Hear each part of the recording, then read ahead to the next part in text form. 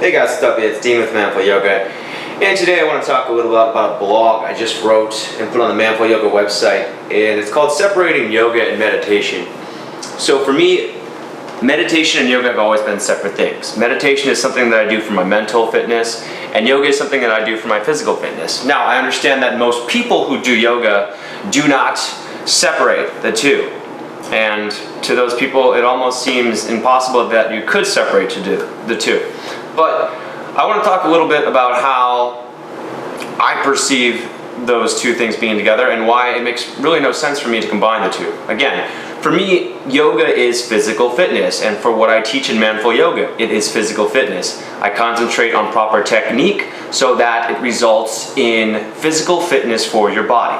I do not talk about spirituality. I do not talk about meditation. Those things happen on their own, and I don't need to talk about them in order for them to happen if you want to find them.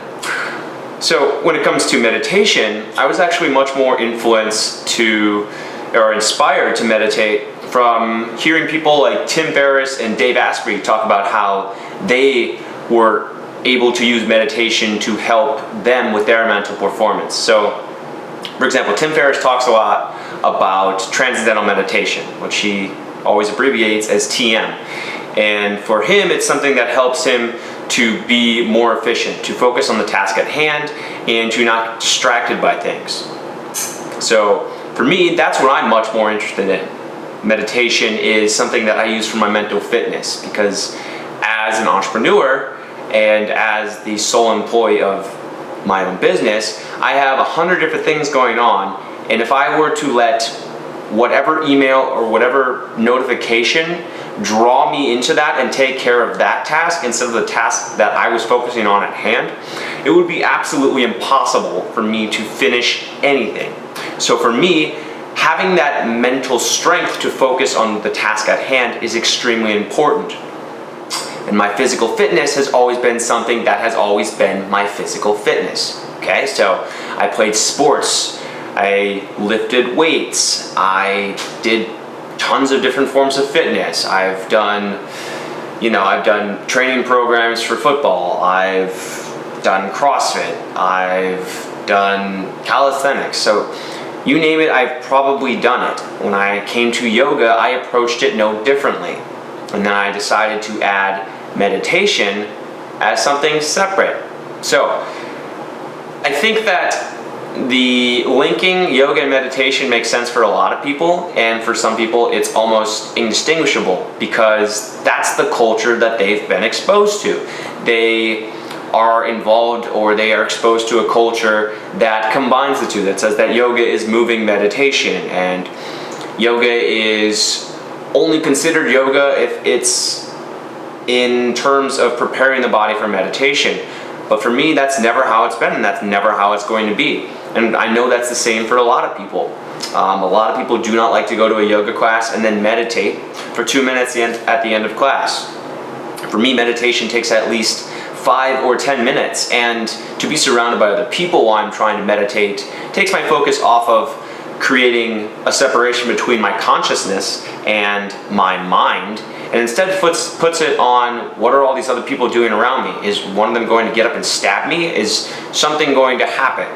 So I feel much safer and much more able to meditate when I'm on my own, and I think for a lot of people that tends to be the case. So I put out the blog today, and I expected a lot of feedback, as I usually do. Again, I post a lot of controversial subjects. I like to drive engagement, and I like to put ideas out there that aren't necessarily cool with everybody. I like to get responses from people. I don't always like engaging in debates with people, but to some extent I'll do it, and for now I've kind of just but I now say thank you for sharing your opinion, or thank you for sharing, instead of you're wrong, because ultimately what I'm really upset about is people telling me that I'm wrong whenever I say something that isn't according to mainstream yoga. So I would be a hypocrite if I were to say, no, you're wrong. So now I say, thank you for sharing, instead of, hey, open your mind. Your way of yoga is not the only way of doing yoga. But anyway, so I just wanted to share that, the separation between yoga and meditation, and for me, why I separate the two. Again, one is mental fitness and one is physical fitness. Yoga is physical fitness, meditation is mental fitness. And if you're out there and you think the same way as me, don't worry, you're not alone. And if you think of it the other way, then cool, that's great. I'm really glad that you are able to combine those things into one practice and that it works for you. I'm sure it's fantastic in helping to relieve your stress and helping to make you happier. But for me, it doesn't make sense to combine the two, so I don't.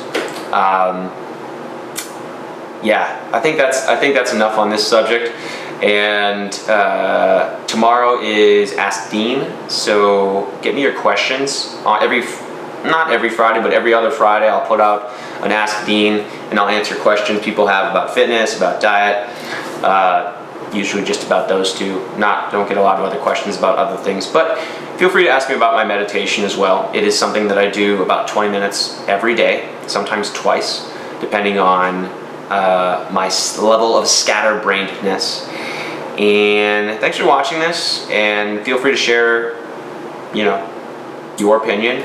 Feel free to share your thoughts, and I'll probably just say thank you for sharing. But anyways, thanks for watching, and I'll see you guys on the next video. Take care.